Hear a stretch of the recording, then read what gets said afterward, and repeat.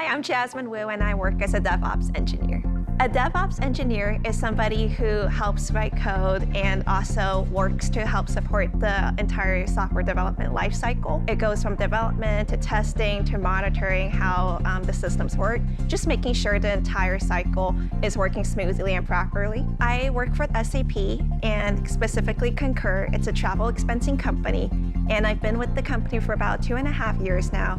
I joined as part of a rotational program, and after one rotation, then I was moved on to a full-time team where I'm currently at now.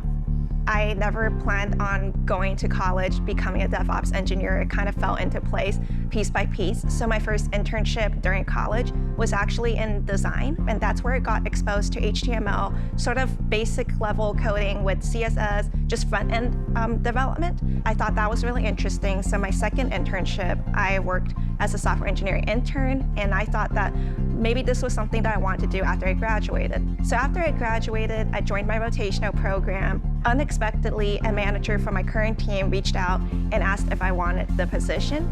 I've never worked with DevOps before. I never worked with a lot of these back-end tools and technologies. They kind of just threw me into the water and was like, okay, now swim. So I just kind of picked it up as I learned, and it's been a fun journey.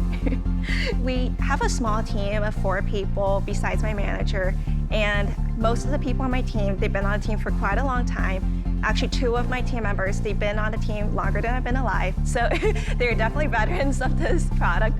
We all do sort of the same thing. Nobody is not an engineer on my team, so we all understand the product pretty well and do similar tasks throughout the day. I work remotely, and that's been a great part to start my day off. So I wake up around 8:30. I have one meeting every day at 9 o'clock, and that is a Scrum meeting. And during that meeting, we just go over our progress board, go over what everybody has done the previous day.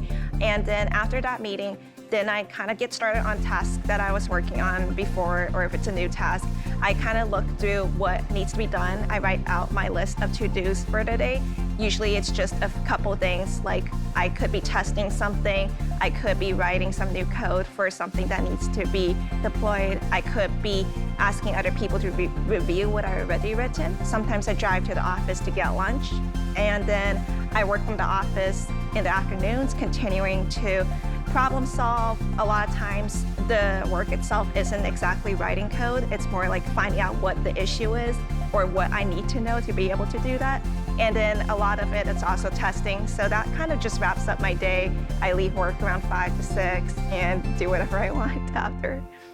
When I'm not programming during my free time, I like to do pageants. That's an expensive hobby of mine, and it's something that I really enjoy doing. The first pageant I did was back when I was in college, and for when I moved to California, that's when I entered Miss California USA, and I ran as Miss Silicon Valley, and that was what this costume was for.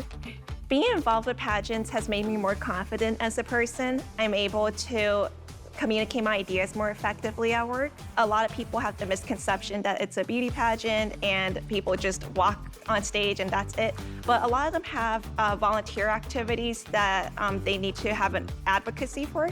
And besides that, there's also usually an interview section. So people would also need to prepare who they are as a person and what kind of questions, what kind of beliefs they have. So it's really helped me improve my communication skills and be able to think through different things and how I want to communicate them to other people. What working in tech has done for me has been so much. I never expected to be able to, right out of college, be able to pursue a lot of the dreams and travel and do so many things that I wanted to do. My family isn't living in California, so it's been good flexibility for me to visit friends and family when I do want to. And it's just been a great journey to be able to work with some really intelligent people, get to learn a lot. Some advice I would give someone who was looking for a career in technology is be able to learn as much as possible, but also be able to understand why you enjoy technology and latching onto that as well. Being able to stay curious and be able to just keep asking questions, keep problem solving, I think people will be able to succeed in whatever they choose to do in technology.